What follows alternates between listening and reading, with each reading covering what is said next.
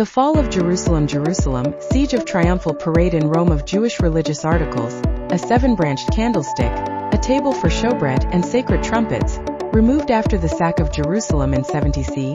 Detail of reliefs from the Arch of Titus, Rome 81 C.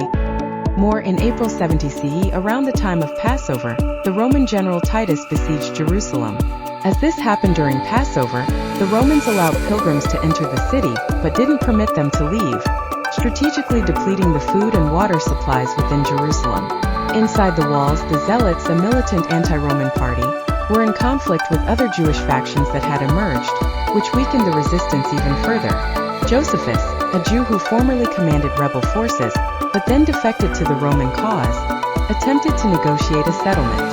However, since he was not trusted by the Romans and was despised by the rebels, the talks went nowhere. The Romans surrounded the city with a wall to completely cut off supplies and resulted in the Jews suffering from starvation. Western Wall. The Western Wall in the Old City of Jerusalem, WY August 70 CE. The Romans had breached the final defenses and massacred a large portion of the remaining population. They also destroyed the Second Temple. The Western Wall, which is the only existing trace of the Second Temple, remains a site of prayer and pilgrimage. The loss of the temple for a second time is still mourned by Jews during the fast of Tisha B'Av. Rome celebrated the fall of Jerusalem by erecting the triumphal arch of Titus. Titus, born December 30th, 39 CE, died September 13th, 81 CE, was a Roman emperor 79 to 81, and the conqueror of Jerusalem in 70. Romans taking spoils of Jerusalem. Detail of marble relief from the Arch of Titus, Rome c. 81 AD. In the Roman form, height 2.03 m. After serving in Britain and Germany, Titus commanded a legion under his father Vespasian, in Judea, 67. Following the death of Emperor Nero in June 68, Titus played an active role in promoting his father's candidacy for the imperial crown.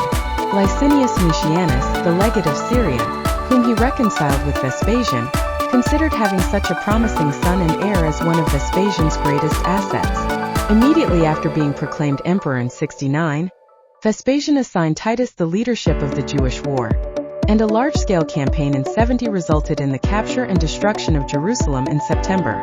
The Arch of Titus 81, which still stands at the entrance to the Roman Forum, commemorates his victory.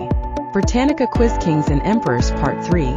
Quiz. The victorious troops in Palestine urged Titus to bring them with him to Italy, leading to suspicions that he was considering a challenge to his father's rule.